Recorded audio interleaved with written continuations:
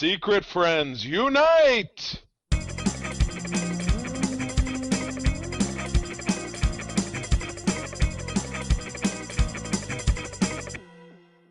Welcome to the Secret Friends Unite podcast, episode 432. This is your guide to the geek side, and I'm one of your hosts from Todd Oxtra. The drought has ended. The Swissies have left Minnesota. And joined by Charlie Carden. I don't know what any of that means. Oh, the Swifties. Okay, I'm like, who's the Swissies? That you were invaded by the Swiss? Yes, the Swiss selling the Swatch watches. They're fine timepieces and luggage. Swiss shoes. Oh my gosh, that is ridiculous dunculous. No, it's Sunday, regular old Sunday, laundry, podcasting. It's supposed to be thunderstorming all day. Good day to be inside and talking about geek stuff. So yeah, we're here. We're here. It's here. Show. We're still mourning the loss of Flash's box office. We're gonna have a fun Thunderdome topic where we explain a very odd anime title to you and give our own definition. But before we do that, we're gonna say thank you to our Patreon Super Secret Friends Squad, Best Buds, Jamie Prinky, BFFs, Sean, Stella, Henry Nias, Missy Merchant, and Andy Milken. And Charlie, if people aren't sure about joining Patreon, what do we have for them? Oh my goodness. It's easy to be on the fence because in the background noise of everyday life, there's a lot of stuff. But if you go to patreon.com/secretfriendsunite, you can snag any one of our tiers and try it for free for a week. So go in there, jump in, check out shows like the Spinner Rack that Todd and I do together, where we tackle a comic series or a series of issues. You can check out my series, The Facts of Geek Life, where myself and a guest or two talk about a few episodes of a classic television genre series, or sometimes non-genre. My wife April and I every quarter do a great bad trip to the movies, where Todd was recently our guest, where we talked about the 1999 classic Wing Commander that just dropped the other day. And my partners Kay and Missy have brought an amazing series of interviews with folks like Doug Jones and some John Billingsley and some other really exciting ones that are coming up. So yeah, that's awesome. Grab it for a week, sample it out, and if you want to stick around, we'd love to have you do that. So give it a try over at patreon.com/secretfriendsunite. Sweet. Okay, plugging's over for now, but moving along, Todd, this is from the year of your birth. I think last month was from the year of my birth, but Astonishing Tales from Marvel, cover price of 25 cents from November of 1975. This is issue 32. And I wonder if this is, I'm not sure if this is an introduction, but we're talking about Deathlock, the Demolisher, which is not an extra bit I've ever heard attached to him. But in a clear New York City classic, he is dealing with slaughter in the subway. Okay, so is he the source of the slaughter in the subway, or is he simply taking part? But yeah, slaughter in the subway, a cyborg alone against cannibal hordes. I know New York City was tough in the 70s, but damn, they were chuds even back then. Chuds, Morlocks, the subways. Charlie, the scent is not urine. It's basically cannibal mutants. They're musk. The dank, the mange. Oh exactly. My goodness. Yeah, but this looks great. I don't think we have an artist on this one, but we do. Yeah, we do. It was Rich Buckler. Yes. Bucklener. Yeah, exactly. Yep. So yeah, Deathlock is a character which was portrayed by, what's the dude's name? August Richards in the first season of Agents of S.H.I.E.L.D. Was also debuted in Angel. He was a character on Angel as well. There you go. So Agents of S.H.I.E.L.D.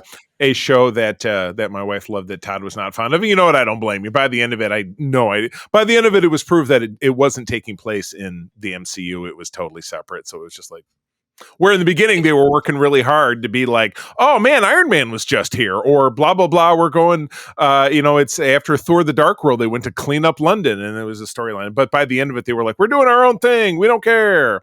And nobody else did. It was the Marvel experimentation on ABC. Complete failure. I mean, you've got S.H.I.E.L.D. and Eternals. Yeah. I mean, come on. Let's. No, not you're thinking of Inhumans. Inhumans. Yeah, there you go. Yeah. Wow. Not a good mix of no. What was it? Desperate Housewives and You think you can dance, or the dance Oh show, God, Dancing with Stars? Yeah. You can't dance. Yeah, No, baby can't dance. yeah, dancing with the Shield agents might have been more entertaining, or dancing with the mutants, maybe, or Oh yeah. No, they Inhumans didn't. would have But, been better. they didn't have the mutants at that point. Everything No, was no. Inhumans. But Yeah, so just some fun facts about Deathlock. His first appearance was in Astonishing Tales number 25. So essentially became his book for some time.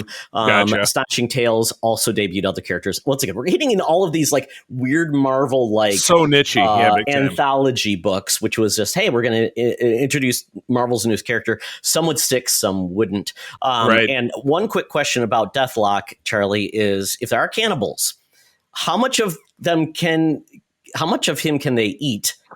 And he still operates. That's rough, because if you look at him, the only skin that you see is like his neck and like 2/3 of his face. But even that looks like kind of decrepit flesh. So it's not going well. Yeah, I don't know how, like, what bit of a morsel he'd really be. So, yeah. I mean, he's essentially the first. I mean, he must have been the inspiration for like RoboCop, because RoboCop's the same way. He's what, just skin on a face? Well, yeah, and he is. RoboCop is 100% dead, and they saved his face skin, and so he looks like Peter Weller. But other than that, he's total robot. Yeah, his brain's on a zip drive. Hopefully, those don't go out of fashion. Yeah, those discs like we saw in Wing Commander. But anyway, someone whose brain should be committed to a drive, so that we don't lose all the richness of her experiences and skills, would be our senior news correspondent, Madam Webb. She is always bringing us the hottest stories, the latest scoops. Down at the corner of Hollywood and Vine, I think we need to hop on the subway train, avoid the cannibals, and get down there for the rumors and news with Madam Webb. So let's do it. Now it's time for Madam Webb's rumors and news. Take it away, boys. Thank you, Madam Webb. Well, Madam Webb, we were just talking about the mutants and Chud in the subways. Charlie, did you know that Madam Webb is one of the few people that actually rented out the famous or infamous subway motel? It didn't stay open very long because of the dank, the rats, the mutants, the Chud, and the beautiful musk of it all. She asked if she could take it over and run it kind of like a Schitt's Creek, but did not work out. So it was more shits and less creek. Yeah, a future VRBO opportunity, maybe, if someone can reopen that. My goodness. Well, speaking of something that I just get the feeling is not going to end up being a great opportunity, would be the trailer for the Kraven the Hunter film from the Spumco, that is the Spider-Man cinematic universe, or just Spum. Did we just throw the characters? Yeah. Oh, Sony characters. There we go. So, yeah, we all know that there's a somewhat famous relationship ongoing with Disney owning the vast majority of all Marvel rights, with the exception of Spider-Man, which they sold off back in the 90s when they were going bankrupt, and is now squarely Toy Biz. Yeah, exactly. Squarely resting on the shoulders of Sony, and Spider-Man is their cash cow.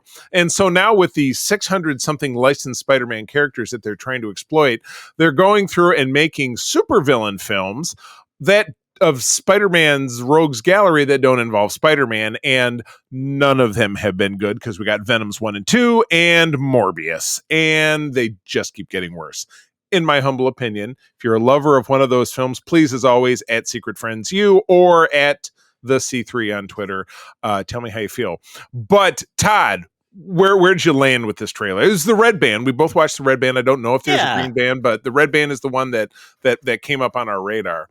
Yeah, so essentially Red Band, for anybody who doesn't know this, it's the rating of the trailer essentially for more mature audiences.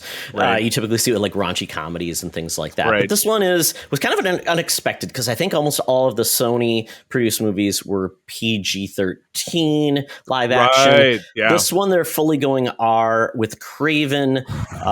This movie looks to be taking Kraven, who is the son of Russell Crowe, who is a bad dad, not a great guy, bad role model.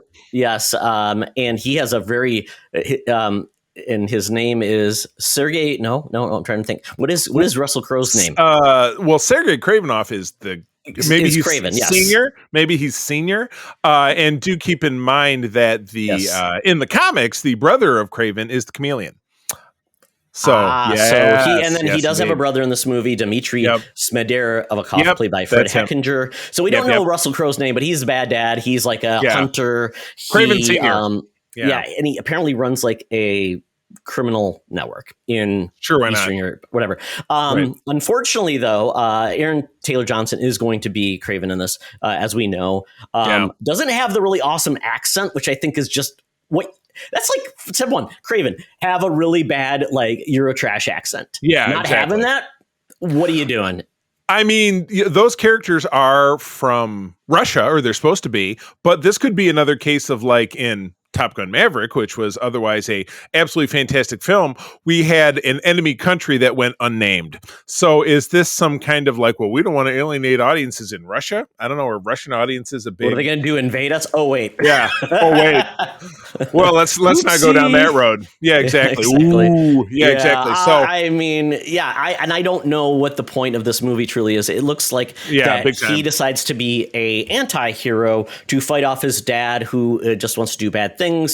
And he is very brutal in his ways of basically taking care of business, stabbing people in the throat, biting off noses. Right. Who needs noses? Yeah. So there's a lot of very Tarantino-esque blood splattering in this trailer. And it looks like they're going to slide in Calypso, which is someone who is frequently a muse to Craven. Later on in the books, it says here, a voodoo practitioner, Calypso, Ariana Dubois. Who was in West Side Story. I mean, gotcha. The lead. Gotcha. And right as we wrap up, we do see a very heavy inference to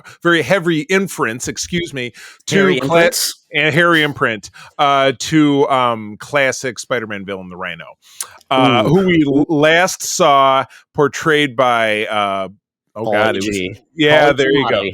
Paul Giamatti at the end of the Andy Garfield Spider-Man 2. Yep, Russian tracksuit. So we're getting this on October 6th, so it's during spooky time. The only thing spooky about this is that Todd and I will likely have to watch it because we have to tell you about it, and I'm really not looking forward to it. I used to have some semblance of like faith in Sony live action. I mean, I thought the first Venom was meant to be like a dumb B movie. Like they were all in on the joke. And I realized, nope, they obviously, or they think we're all dumb, and they're just like, hey, we're going to make the dumbest thing in the world. Enjoy and give us money, please. Which people did give them money, please, but not for Morbius. So there's going to be a point, Charlie, where it's like they're going to find out their live action stuff is just not working. Right. But if they get another hit on their hands, they're going to keep doing this. Right, like if exactly. Madam Web works. Or the Black Cat and Silver Sable movie, or whatever else. Or if those are happening, who's left? Oh! Wait, I know what's not left. They have to the next story. They have 600 options of characters, so next you'll get they could cast that time in the 90s where Spider-Man adopted 4 different simultaneous identities. They could take those guys, the slingers, exactly. So look, but again. We have no update on the WGA strike, so really there's nothing even being brainstormed right now. So anything that's going to be coming out in 2024 at this point is pretty much in the can. So October 6th for this one, and we will doubtlessly make reference to it at that time, whether we like it or not. So, okay, let's move on. We're still talking about Sony, but Todd, I don't know anything about this one, so why don't you take it? This was mentioned. We talked about this probably about a year ago. Bad Bunny has been basically going to be cast in a spin-off Spider-Man movie, once again, starring El Muerto, a character that I think is fairly new, like only like a couple years old, and barely has been in anything. And they were talking about this movie was supposed to have been planned for this year. Now it's been moved out. So because of that, we don't know why specifically. They say it's his schedule, but Bad Bunny is like the biggest thing in Latinx rap. He's a superstar. He's big in WWE, kind of being like a crossover star, and he's well loved. And Honestly, I honestly don't know anything about him. If you know him, he was in Bullet Train. He was the guy in the white suit. Oh, yeah. Okay. So he's not bad. I mean, he's got a presence, and he can at least portray and do things like that. But apparently, this movie was it was supposed to hit theaters January 12th, 2024. Now it's being pushed off, and we don't really know. This is on essentially indefinite hold. If this was supposed to be out in January 12th, 2024, this means they haven't probably filmed a damn thing, written a thing for it. And they're out of luck. Yeah. But to say it's off the schedule indefinitely, especially as we're coming up to movies where, because of the strike, there's going to be a lack of things. So this would be perfect filler.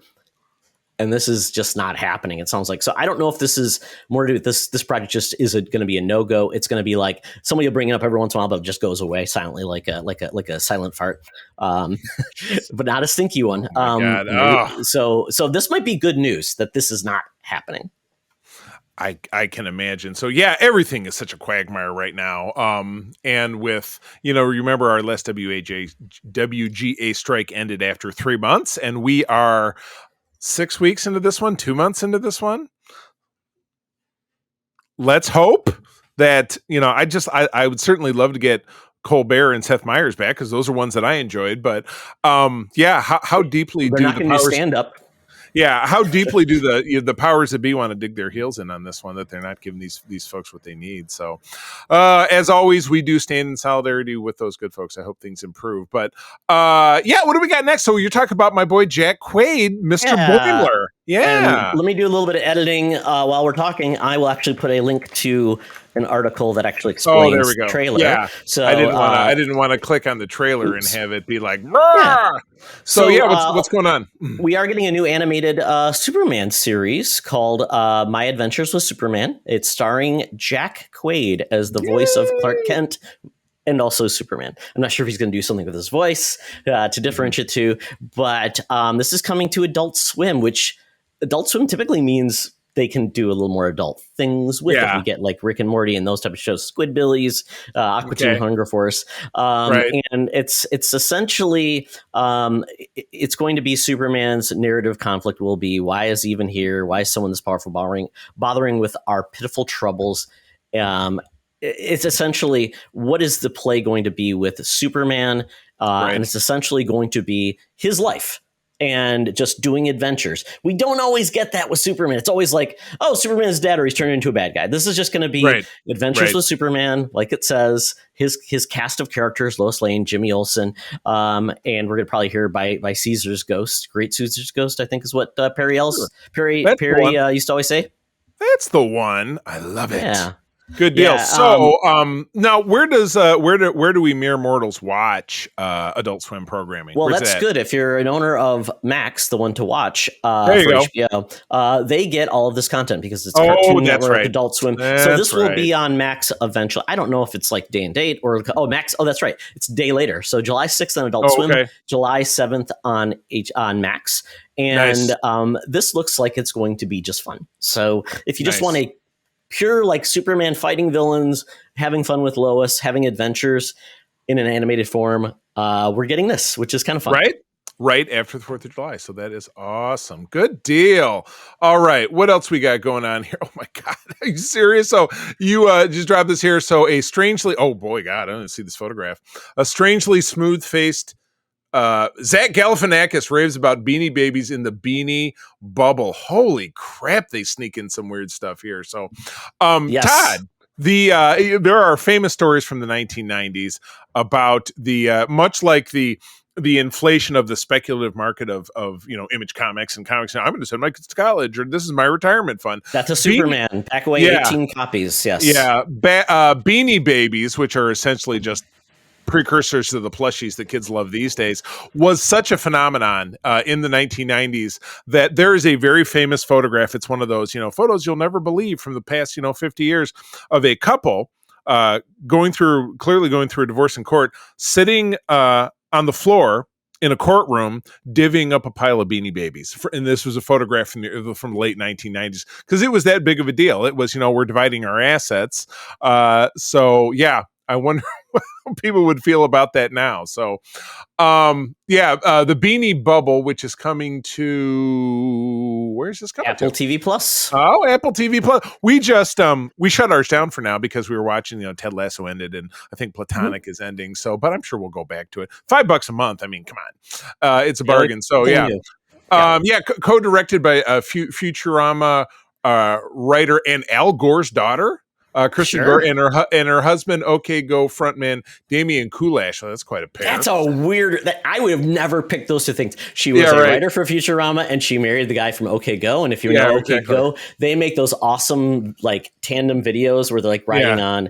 They're great. They're a great band. They're fun. Right. Yes.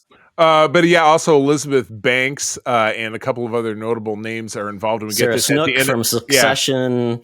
Yeah. Oh, gotcha. So we're getting this at the end of July. Great. So I'll have to sign back up for July because this sounds crazy. So Beanie Babies, the stuffed toy sensation of the 90s, with the very unrecognizable Zach Galifianakis playing creator Ty Warner, and Ty wasn't Ty the name of the company. He just named it after himself. Yeah, Ty. Gotcha. They're actually understuffed so they can be posed more optimally. So that is this is fantastic. The trailer has bombastic business pitches, salary discrepancy, and affairs. The one thing lacking is the Beanie Babies themselves. Really? So this is a whole show. They aren't able to use the actual. I'm guessing because of the people involved. I don't know, copyright issues. Very weird. But it's just really representative of what they were. But this goes back to our friend Erica Wesley, who is now Erica Kretschmann. Married. She's actually a doctor in working on diabetes cures. She's very successful. So that's fantastic. She's done great. We always have this joke going because her mom was obsessed with Beanie Babies. They had the Beanie Babies at McDonald's, and we were joking about it. And I always bring up, anytime I see Beanie Babies, I always tag her on Facebook and said, "Hey, Erica, look at this," and she just loves it. My ongoing joke is all of the beans in the Beanie Babies are actually spider eggs, and they're all meant to hatch like 20 years later, like those moths that are in the ground. So check your Beanie Babies. Yes, if you burn them with fire. If you got a bug issue, set those suckers on fire. And we actually own a couple because someone gave them a Beanie Baby marriage couple as a wedding gift to Chris and I. I'm like, okay, it's like, is this like somebody giving us precious moments? We're not starting a collection. Thank you, folks. It was probably Erica's mom. It might have been Erica doing it as a joke. Here you go. Oh my gosh. I don't know, but you know what? You'll treasure it forever. Okay. Well, we've had some fun, but now we're getting to the nitty gritty of something that is not fun. And again, you're right. I subbed in your article for this one because in the last 24 hours, I've had my 15 minutes of fame on Twitter because I reshared a meme about this that has turned around and been reshared like 200 times. Little old me, and I only have like 475 followers on Twitter, but the phenomenal Nickelodeon and Paramount Plus animated Star Trek show, Star Trek Prodigy, has been canceled, even with its season 2 being completed. And if that wasn't bad enough, season 2 potentially being shopped around to other networks, season 1 is being yanked from Paramount Plus. Now, when I heard this news, I immediately went to Fandango Voodoo. I purchased season 1 thinking I was getting the whole thing, but when I double checked it, it's only season 1.0, not season 1.5. So I have 10 episodes instead of 20. So episodes 11 through 20 will now no longer exist after June 30. And this was in a wake of other programs, I think, including the cancellation of the Pink Ladies on Grease, the Pink Ladies, and a few other programs that Paramount has done. And this is the what do you call it? The pare down that you see a lot of these streamers doing. Max has done it. Netflix has done it. Stuff going away. But this is the first thing that's hitting something that's super close to the mark for me, that it's Star Trek related. Because again, and we'll talk about this again on Code 47, which you may have already listened to because that comes out on Monday. But Paramount Plus, with I think reacquiring all of the Star Trek films recently became, and at least the last year, when it came to the television programs, they had everything. And that was their claim to fame. People are now shopping around that, home of all Star Trek episodes. Now they have an entire series that has just ceased to exist. So fans are in complete uproar. That's all I see on my Twitter feed. I'm seeing it all over socials. I'm really wondering what Paramount's going to do about that, because the backlash is so palpable. But I can tell you what they're going to do, Charlie. Absolutely nothing. Else, they have essentially written this off their books. They cannot do anything with it. It's done. They cannot make a sign off this. All they can do is saying the series, essentially, whoever made it can go off, like the production company can go off and do it. and sell it. But Paramount Plus does not have anything to do with this anymore, which makes it almost impossible then to make sure this stays anything canon. This essentially becomes non-Star Trek going forward because they just don't have the connection with it. It just doesn't exist, right? I mean, unless they bought it back, and I don't see them doing that move, especially they, and we're going to talk about this in another story, but I mean, this is sad and it's frustrating because this would tell you at this point, is anything safe? Yeah, and very we much always so. talk about like, we support creators. Well, this was a Nickelodeon show originally. Yeah. This obviously did not do what they wanted to do, which is basically go broader than just Star Trek base.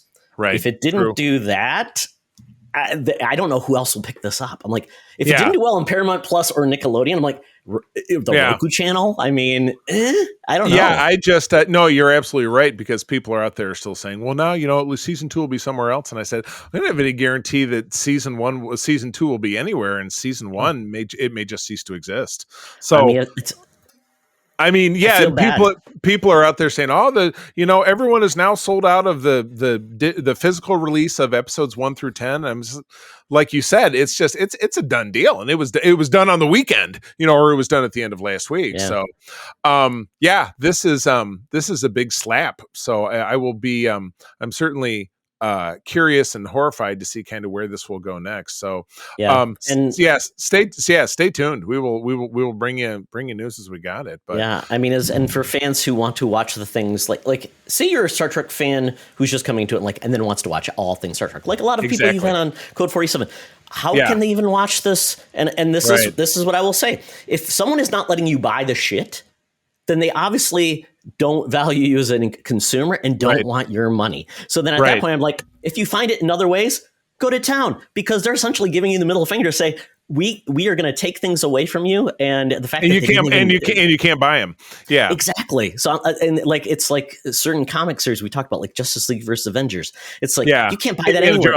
Exactly. When they put it out and they put like 500 copies, I'm like, no, you're just taunting us. Yeah, exactly. So, it's very special. So it's the rare reason when I say, if you can find another way, I don't blame you. Find that guy in the back area of comic C2E2. It fell off the truck, huh? Yeah. Exactly. Oh God. I mean, that's how I got my copy of the Star Wars Holiday Special. That's how I got my copy of Batman 66 before it got released. Yeah, because it just doesn't exist. So this is unfortunate. And it's coming at a time where everybody is reassessing profitability models. I'm sure the WGA strike doesn't help. Yeah, the gold rush is over. Yeah, the gold. Yeah, exactly. It's a bubble that's bursting. So think back to the bursting of the tech bubble in the early 2000s, the .com pop. So it will shake out in some fashion or another. I'd love to believe with the popularity of Star Trek, it'll come back, but we shall see. So, okay. So, shifting away from our burning hatred of Paramount Plus, which is the one that I always taunt, let's go over to Warner Brothers. What do they got? We're talking about tunes in this case. What do we got? Yeah, it's weird. And it's just really taking us down this lens of nothing is forever. The whole streaming world and content is prime, but selling it at a premium value is probably something people are going to have to keep going back to versus saying everything's for free. Warner Brothers is reportedly going to sell half its story, music, and TV catalog for $500 million. So this is not just movie, it's TV too. So you think of shows like ER was a WB produced show. That could be in the mix. So Batman and Purple Rain, I mean, think about that. They've already removed original content to cut costs because the Discovery Plus to buy Warner Brothers and all that content, they went into a lot of debt to do so. And because of that, they're finding ways where they eliminate content, new shows that just released and they're gone now. This is the road they're going down. Zaslav, who runs Discovery Warner, who's been brought in to basically get measures under control. They're basically looking at negotiations sell less than half. I'm not sure why. It seems weird to split up your babies like that. Now, this could be a play for Sony to come in and swoop up some stuff because they are kind of acting independently, and this is they license their stuff to other people. Maybe this is a good play for them. But yeah, this is scary, Charlie, and this makes me feel, and I rarely say this, I am asking the Apple gods, Tim Apple, to come in and purchase all of Warner Brothers away from Discovery Plus. Apple has more money than God. They have a service that people respect for its quality, and they typically don't act badly. They're not in want. So and especially Warner Brothers makes so many cool things. And I think they would still continue to hire people and appreciate the content they have and the relationships they have with creatives.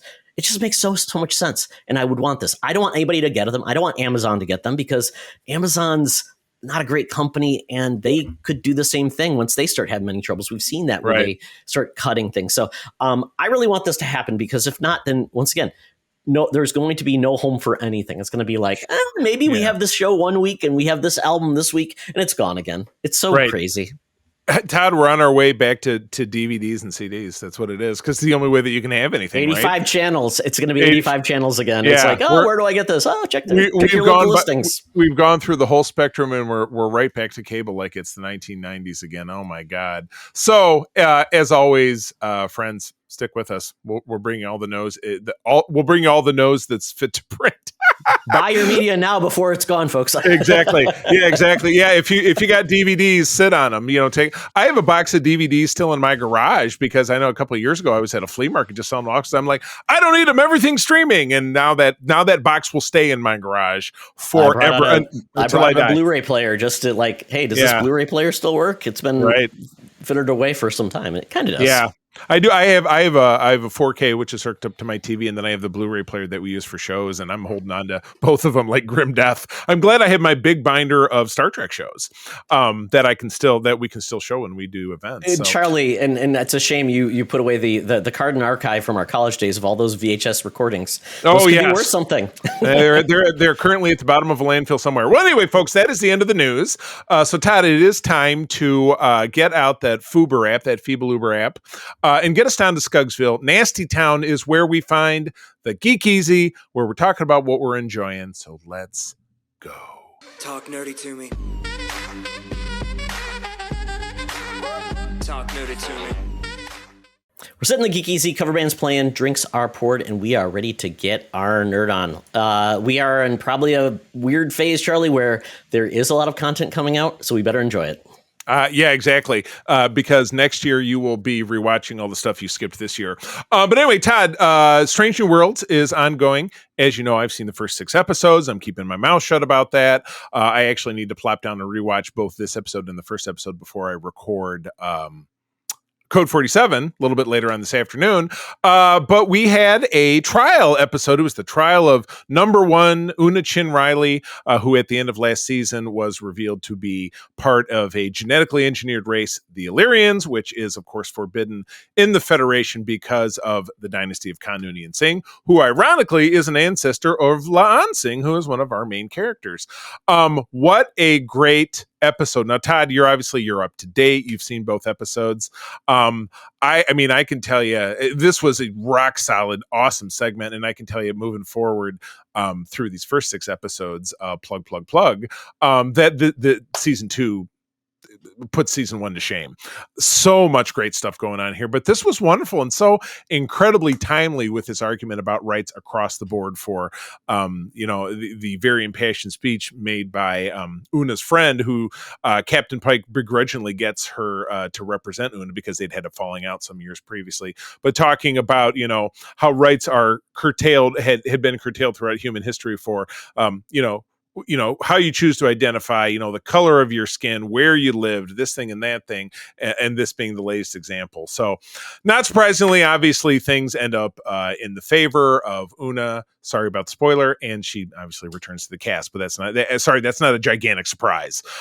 So Todd, your thoughts? I mean, I thought it was pretty flawless. I enjoyed it, but it felt like a very rote court episode. I didn't feel there was anything original about their take on it, but it was a if you like court cases in Star Trek, this is one of 18 that they've done. I've got I saved a link to their previous one. So in regards to that, there was we had a couple of you need me on this wall kind of moments. We had finally the Vulcan kind of came out on a mission to get out and get after Pike because he's like, oh, it's a failure. There's conspiracy.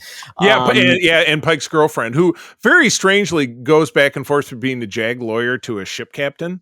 So that was kind of, why not? So this one, as you said, this one kind of runs a parallel between looking at the other Court episodes, season 2 of TNG, The Measure of a Man, which, if you listen to our 100th episode of Code 47, was our top-rated Star Trek episode of all time, of being, fighting for rights, and it's non-traditional, but it's discrimination, and it has to do with slave culture, which was what was echoed, not only in that segment, but in this one as well. So, I was going to say this did make me think of military and gays in the military, specifically Don't Ask, Don't Tell, being basically someone who can serve their whole career and then found out and just let go. So that kind of with me, that kind of it echoed.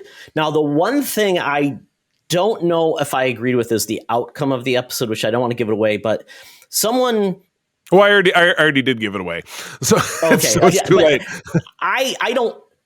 I don't know how she's just allowed to then just go back into the. I mean, I understand not having any. That seems like you're not allowed, but we're now having you do this because it's like I don't know. It's the magic of TV, babe. That's all there is to it. I get it, and they want to have her back on, and then Spock gets to kind of fade in the background a little bit. Or two. Yeah, exactly. Yeah, because they got to give Spock some time because it's not yet it's not TOS yet. We've still got another potential 4 or 5 years. It's not like that. Not like everybody can get promoted every year of their career every year, which I'm like, she's going to run out of ranks to get promoted to. I was going to say, if you the most meteoric rise was Geordi in TNG. He was a junior lieutenant when the show started, promoted to first lieutenant in season 2, and he was a lieutenant commander for the rest of the series starting in season 3. Well, that's like her last name, Noonien Singh. Lon. Lon. She's going to have to plateau eventually because you're not going to be an admiral. Within 10 years. Sorry. when it comes to ranking in Strange New Worlds, nobody has a corresponding uniform to the rank that they have. Like, everybody's lieutenant, but they have all their stripes are all wrong. So whatever, I give up. I totally give up on that portion of it. I choose to suspend my disbelief about that. Flare. So and it was back at the theaters this week after seeing The Flash last week, and we don't need to say a hell of a lot more about that. I had been seeing trailers for this film forever, and Todd, you're familiar with the work of Wes Anderson. We probably I remember his first film that I was aware of was The Royal Tenenbaums, which was in the early 2000s. That was with Paltrow. For me. Oh, God, that was him. Yeah, that's right. And that was the first thing I saw Jason Schwartzman in. So, exactly. Who was the star of this film? Election. It was the other one with he and Bill Murray. They were all going after the same teacher. Bill Murray was in it. What was that movie called? That was Election, wasn't it? Anyway. That was Usually Wes Anderson always cast Bill Murray. Bill Murray was not in this one. It was the first one, but he's at The Royal Tenenbaums and The Life Aquatic with Steve Zissou, which I didn't see. So anyway, like I said, they've been doing a decent job of promoting this. This was Asteroid City. And it's funny because it's a framing sequence of, and again, all ridiculous characters with ridiculous names. It's the framing sequence of a playwright who's played by Edward Norton writing this story. And then what you're essentially seeing is the play as if it were a film. So the bookended sequences are in black and white, and then the sequences of the play in production are in color. And although the set pieces of color just definitely don't look very real, but this one, maybe more than his other films, maybe I'm mistaken, has a cast of 50 extremely well-known Class A actors, and included a scene of full frontal nudity of ScarJo that I missed because both April and I dozed off while we were watching this. So bad. I miss ScarJo naked. Oh my God. That seems to be a weird diametric with the twee nature of the film. Yeah, exactly. But no, it was a lot of his regulars, Jason Schwartzman. This had to do with the 1950s, a hot spot in the desert where aliens land, And that's exactly what happened here. And don't want to spoil a ton of the film because it's really fun. The alien, who was basically an animated character within the color portion that you saw as the play, but but backstage the play when it was black and white, the alien with his mask off was Jeff Goldblum, which was great. Oh, jeez. Oh my God. So, Todd, if you're looking for a silly time, I would plug this one. It's fun. It's fun. I would go see it. I really need to watch all of his movies because I've enjoyed them so much. By the way, the movie that we were talking about earlier was Rushmore. Thank you. That. Oh, there you yes. go. There you go. But they did Bottle Rocket was his first film. I remember when Bottle Rocket was debuted because it was the Owen and the Wilson brothers. Yeah, yes. Owen and Luke and Owen. Yeah. I remember when they showed it on MTV and like, this is a creator you got to watch. And I rember that back in the day, and it was MTV Movie Awards. I'm like, oh, okay. And I mean, his track record is awesome. And you know what? He even mixes in animation. He does the Isle of Dogs, Fantastic Mr. Fox, which is just a clever, fun film. So I don't think if you're looking for him to do something weird and different, he's going to do weird, but he's going to do weird in that kind of hyper stylized lens, which I like. Very much so. So I'd recommend it. Surprisingly, the theater was very full. And that April, I ended up in the second row, which is no big deal when you have recliners. But the front row of this, I was talking about a couple weeks ago, we saw a movie that there were two people laughing their asses off drinking light beer.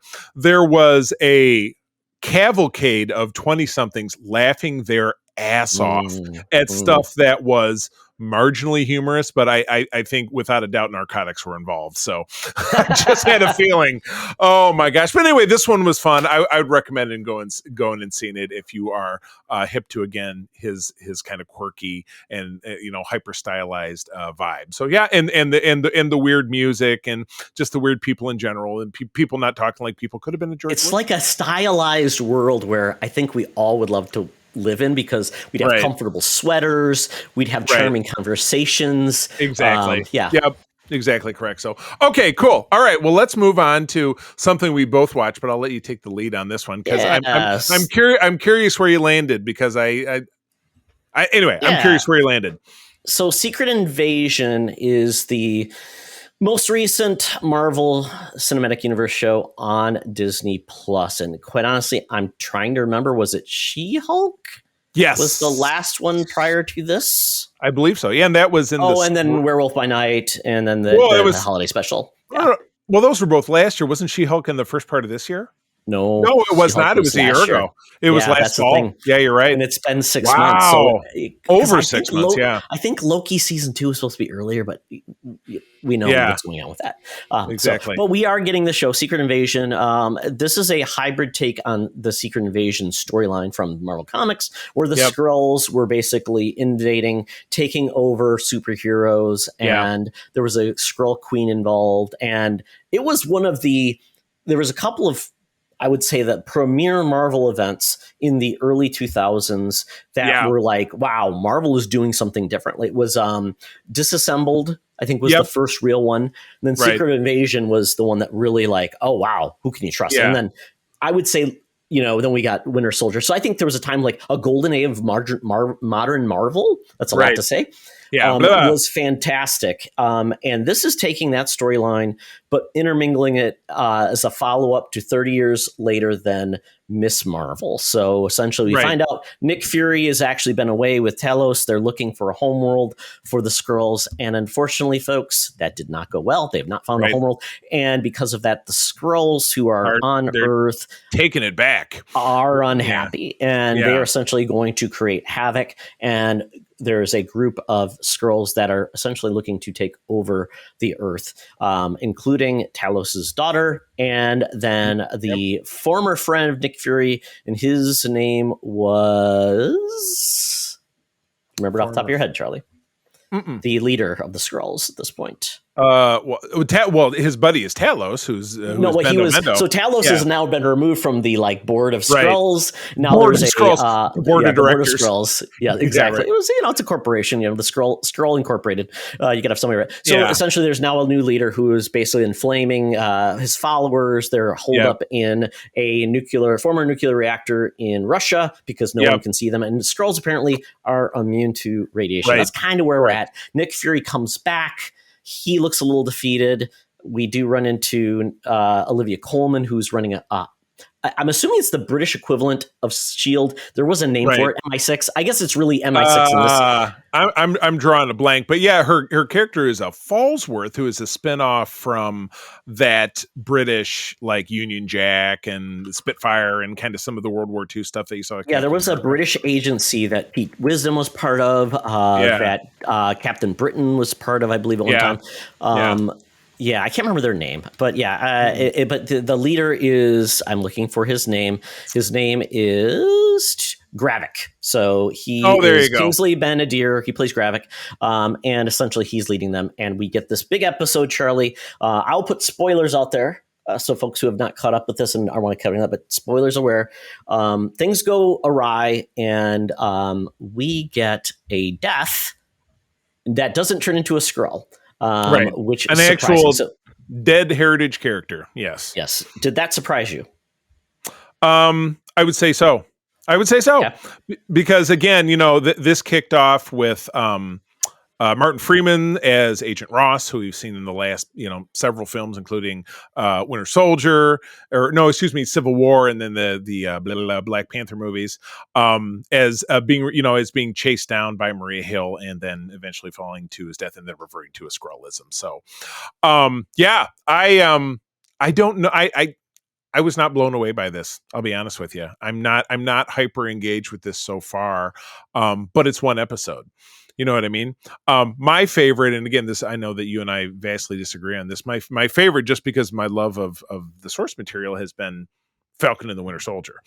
So it is much more, which is much more grassroots. It's kind of ground down, and this is much more grassroots because the only sci-fi-ish comic thing you've got is the Skrulls themselves, who aren't all running around being Skrulls. This is not really rooted in the source material, Secret Invasion, which had to do with a ship lands in the Savage Land and the door cracks open, and you see a bunch of characters that come pouring out that look like the 1970s versions of themselves. You found out that Mockingbird is still alive. And we thought she was dead. You find out that Alicia Masters is still alive, not the one that married Johnny Storm. I think that was then, or she was a Skrull at some point. And it was this very big, hey, we've been working on taking over. I haven't read that in a very long time, but we're working on taking over because we've infiltrated over this long period of time. So this is taking the heart of that idea and turning it into something much more Mission Impossible, John Wickish, and so I haven't made my mind up yet. So what about you? Yeah, this is Agents of S.H.I.E.L.D. done via Disney. Higher values, seems like it's focused. It's a little more tight versus being a show that has to be around. It's like that was old school, kind of a held. This feels like a modern version of S.H.I.E.L.D. One episode was not enough in this instance. I mean, they sold the plot, but a lot of people are feeling the same way as you did. And I kind of feel like I felt lukewarm. There was. Okay, what's next? Okay, they're going to do their plot. I felt like this is a lot like Falcon Winter Soldier, same thing there. I felt like that plot was kind of boring too. And I'm like, okay, yeah, we're getting it. If it wasn't for the Bucky and Falcon and their relationship, that show would have felt flat too. So, but this, and so we don't have any superheroes. So that's, I feel, a big miss because of Secret Invasion. That was a big part of it. It's if a hero becomes a villain, that's problematic too, because then you're giving them all your plans and they're powerful. But also, Sam Jackson can't be an action agent. He can't.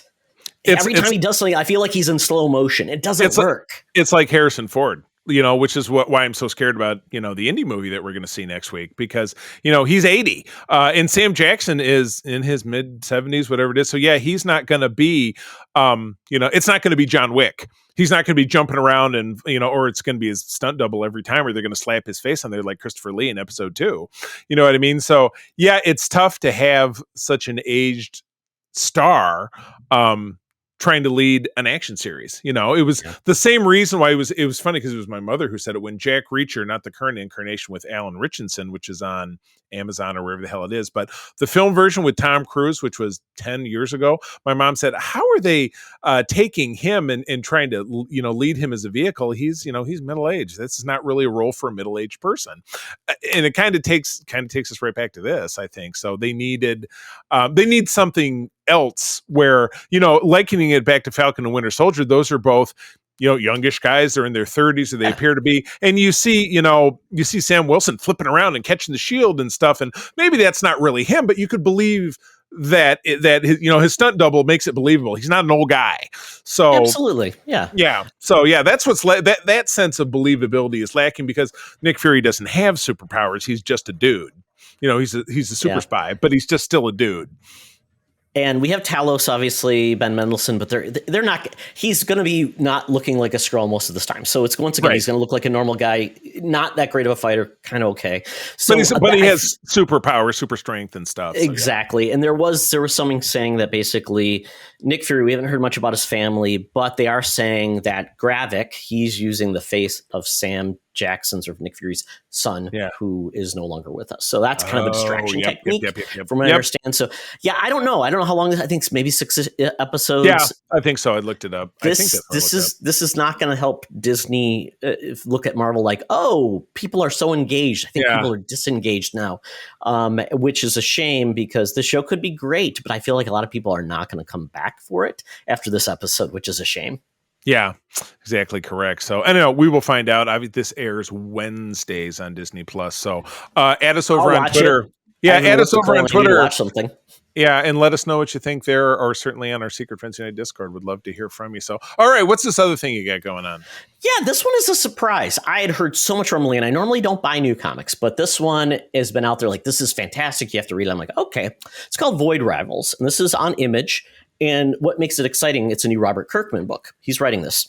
So I'm like, he is whether you love the Walking Dead TV series, I love Invincible, and I loved his work on the Walking Dead comic book. So I think with him, he's just got a way of writing, and the way he builds worlds and everything is very exciting. So the pitch of Void Rivals is war rages around the Sacred Ring, where the last remnants of two worlds have collapsed around a black hole in a never-ending war over when pilot Derek and his rival Solia both crash on a desolate planet. These two entities must find a way to escape together. But are they alone on this strange planet? What secrets have the world leaders been concealing from their populations? And what dark forces await that threaten the entire universe? Great book. Really enjoyed it. It reminded me of Enemy Mine in a lot of ways, Charlie. I love that film. Rivals. Yeah. And it's a short book. It's one issue. So it's like they've got to sell this premise very quickly because they have so little to do it with.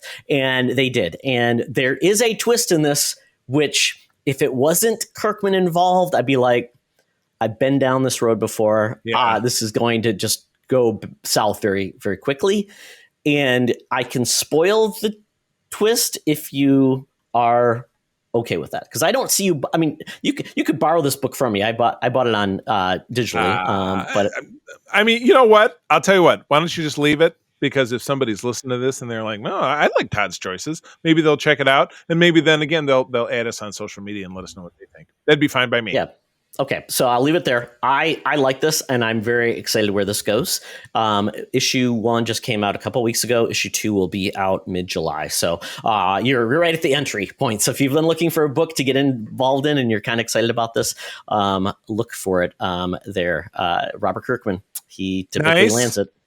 I love it. Well, cool. Well, friends, that is the end of the Geek Easy. Time to skip out on that check because we got spit in into our drinks, and got to get at the Air Qantas app. It's time to get down to the land down under. Hologram Tina and the mutants are waiting for us to talk about kind of a new game this week. Let's go. Welcome to another edition of Thunderdome. Thank you, Tina. We're sitting in the Thunderdome where the mutants have been gathered for a topic or a game to be entertained. And this week we're doing something old, but with a new twist, and that is Todd Show. We played this before, where basically we pick a title of a movie, a TV series that we don't know anything about, but then based on the title alone, we have to come up with our own plot, premise, actors, whatever you would like. And this week I said, you know what, Charlie, I am very familiar with the world of anime because my son watched a lot of it. I've watched from the past. And I always joke that these titles are just insane. Sometimes they're just like, it's the plot summary as the title, which is just, it's like, okay. And some of these are good. Some of these aren't. but there are definitely something. And once again, these are Japanese, so the translation in itself, if they were playing around with it, we will never know. So we're each of us, I gave Charlie, I put 3 links to different lists of the most craziest anime titles of all time. Charlie picked from one list, I picked the other, and we're just picking it from the title, nothing else. And there we go. So Charlie, do you want me to give you my pick and you tell me, or do you want me to? I will go elaborate? first. I love to pioneer, so I'll give you a title, and then you just give me your rundown. So okay, you just ready to freestyle this shit. Okay, my title is it wrong to try to pick up girls in a dungeon? Okay. Let's go. Okay. Engage. So, is it wrong to pick up girls in a dungeon? So, this could go so many different ways. Okay. This is going to be a horror film. This is going to be about a very, I guess, distressed teenager. He's struggled in life trying to find girls, and he's never been what I would call the hero in life. But he is a horror film and subject matter expert. He knows everything. Yes. Think of Jamie Kennedy in Scream 1. Knows all the tropes and everything. He is then going on a haunted horror weekend.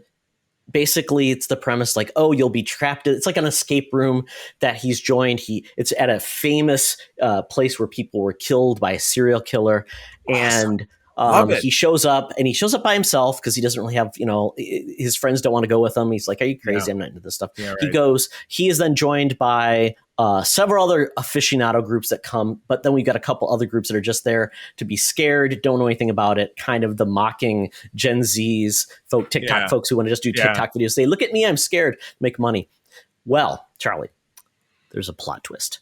This is actually a ploy, like a Hostel, where actually the murder was never caught, the serial killer. And he designs, just like Jigsaw, a series of traps to catch these people. But our hero, they're trapped in a dungeon, a death dungeon, you say. Death dungeon, of romance. In MacArthur prison for the emotionally insane. I know that's wrong, but we'll leave it there.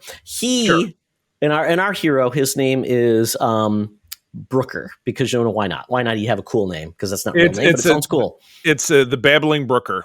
Exactly. So he steps up to the plate. And he is able to lead them through all of these death traps because he knows the serial killer's methods and methodology. And along the way, he starts seeing all of these girls perk up to him. But he's conflicted because he has to stay focused to save them. But along the way, he's like, wow, they really like me. They really like me. So he's conflicted. Is it wrong to pick up girls in a dungeon? That's the premise. I won't tell you more than that. That's just the premise to get you in. I'm sure this pitch will go, and it'll go to our this is just a pitch. I haven't written anything. I haven't broken any WGA tenets. Right. It's just a pitch. It's not written. There's no dialogue. Yes. Pitches are legal. So legal once we're selling again, and we're selling pitches, and Hollywood's there, and we have writers. Right. I've copyrighted this, and we'll be selling it. It is. You've copyrighted off something that has a name that already exists. Why not? It's a cover. It's a cover like the Beatles covering the Stones, or vice versa. There you go. Absolutely. Very nice. Loved it. Quality stuff. Okay, I'm ready. Hit me with something. So I did not intend this to have similar picks to yours, but I don't know. You'll have to judge by the title. My title is, and I'll go through this slowly because it's a long one. If I don't successfully pick up 420 girls, I'm going to die in a lot of different ways. Wow. Okay. So this. Do you want me to repeat that again? No. I You got it. Okay. So this definitely, and maybe I won't pontificate quite as much as you did, but I'll do the best as I can. So this is a romantic comedy, without a doubt, along the vein of the Scott Pilgrim versus the World. We have a divorcee, and you know what? He got married young, didn't work out. She, was running around on him. So here's a guy who's very down on love. But he's got a best buddy. Let's say it's played by maybe Kevin Hart, maybe it's Jack Black. I don't know. Who's like, you've got to get back in the saddle. So you've got to come to one of these speed dating things with me. And he's like, okay, I guess, I'm unlucky in love. I mean, look what happened to me, but you know what? It's been a year, maybe it's been 2 years. I've got to get back in the saddle. So he and Jack Black and a collection of other, stereotypical friends, go to, think of the speed dating round in the 40-Year-Old Virgin. Okay, so it's kind of like that. But instead of that, they walk in and I'm sorry, what was the number again? 427? 420. There are 420 women and these 5 guys. And the 5 guys walk in there and the lights go out and doors slam down. And you're like, this is a romantic comedy. Why is this happening? And you know what it is? It's the Squid Game. So they boom, this big, and I haven't seen the Squid Game, so I'm kind of freestyling off of what I've heard about it. But if these 5 guys, and in particular our hero, let's say his name is Chansome Manly Skin, has to find love by speaking to each one of these women, but he has 45 seconds to speak. And of course, they're not going to show all of them. This movie would be days long, but we're going to see clips of it. It's going to be inferred that if he doesn't evaluate within these if he doesn't get to a conversation with each one of these women within 45 seconds, there will be a physical penalty either applied to him or one of his 5 friends. So their real challenge is, can they get out alive by executing upon the mission? And by executing upon the mission, will he find true love? You can only know by watching it. Ooh, I could see there could be like plants where it's like, she's so attractive, I can't stop talking, and then you go over like 46 seconds. Ooh. Yeah. And then, then the axe comes down and lands in the middle of your friend's forehead. I like that, Charlie. Ooh. I like it. I like that kind of the mixing genres. I like it. Right, exactly. Yeah, I get it in my head. I can see it play out. Right. And again, unless you've heard me describe it, this pitch. So, if you saw, you would be gobsmacked. You just would not know what to do. It would be such a surprise. That's what I got. Very, very good. Well, folks, hopefully you enjoyed that. Just as a speed run, we're just doing 2 for this week. So hopefully you enjoyed those. If you've seen these things and you're like, did we nail it? I don't know. We don't know because we did not watch these or get into this. Yes. I would love to hear about it, and I vote to add this into our grid of ongoing games. So somewhere 3 months down the road or longer, we may revisit this again. So hang on to your. And there's only going to be more of these, Charlie. They're going to keep making more and more. Yeah. Of these. How many animes come out every year? Like 500. I mean, did they just like? I mean, the manga titles are exactly the same too. They get crazier and crazier. Yeah. That's so crazy. Well, that's about it for us. So thank you again to all of our listeners, but certainly to our wonderful Patreons. We could not do what we do without you. And if you're interested in seeing what all the hubbub is about, do go over to patreon.com/secretfriendsunite. Choose a tier level and listen to us for 7 calendar days and see if you like our stuff, because we want to hear from you. So with that, Todd, where do people find you out there? At T Oxtra. It's kind of a quiet time for everything. No sports really going on. Video games are crazy. That's really what I'm playing a lot of these days. So I'm talking about that. And it's been hot. So just trying to stay cool. So follow me for my hints and tips on staying cool in the winter. Oh my! Summer or the summer or whatever season it happens to be. Well, you can find me over on Twitter at the C3. Spell it out.